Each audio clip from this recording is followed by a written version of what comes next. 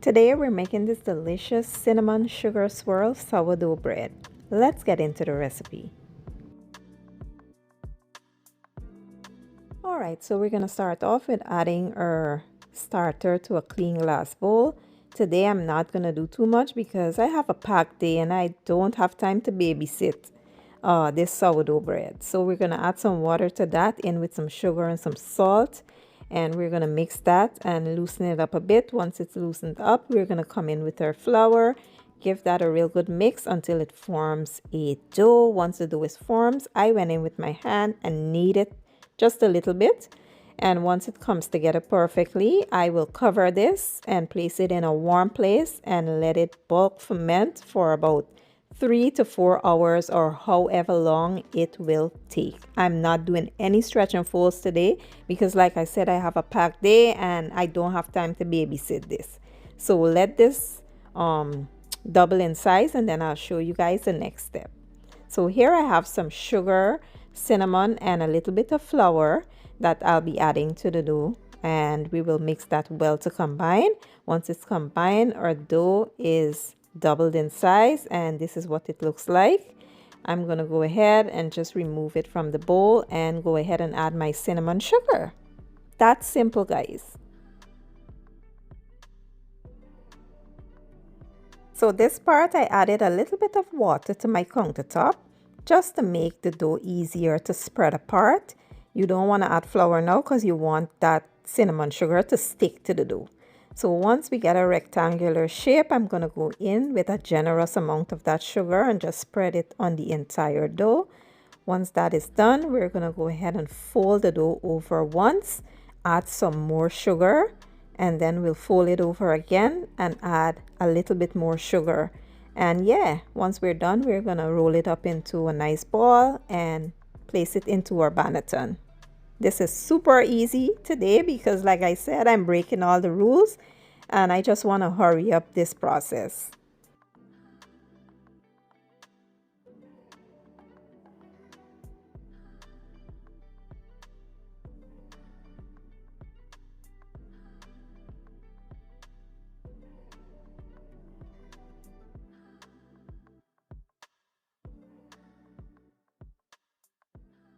This is the part where I added a little flour just to bring the dough together and so the filling wouldn't seep out of the dough.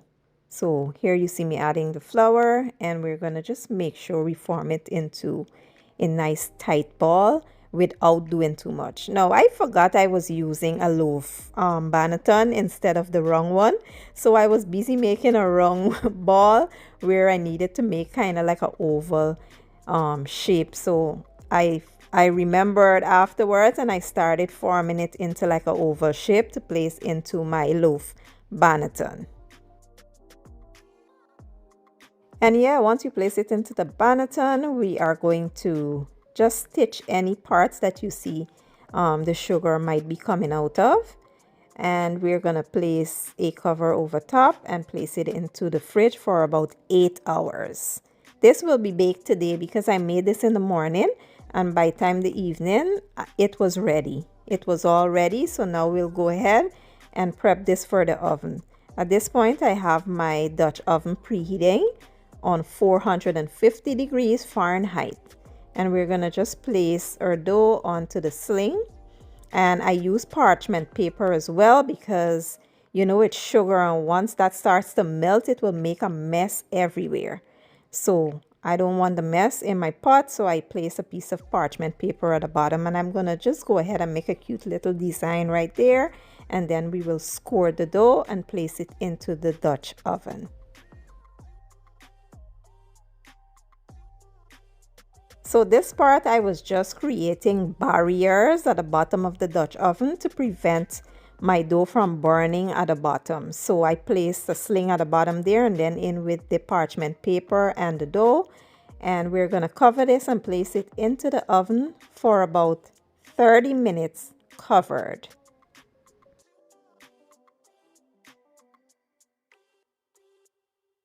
After 30 minutes, you want to lower your heat to 400, place it back into the oven, this time uncovered, for another 20 minutes so it could brown up a little. And this is what it looks like once it was done. Remember, once you are making a sourdough with inclusions, especially sugar, it will burn and the loaf will not look aesthetically pleasing.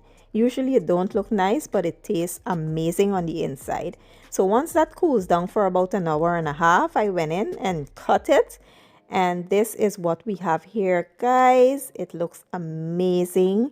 It's not too swirly, but that's the best I could do. I'm a beginner and I'm happy with my results. It was soft, moist, and I didn't do all the stretch and folding and all that stuff. I cut that short and I still got an amazing loaf of bread.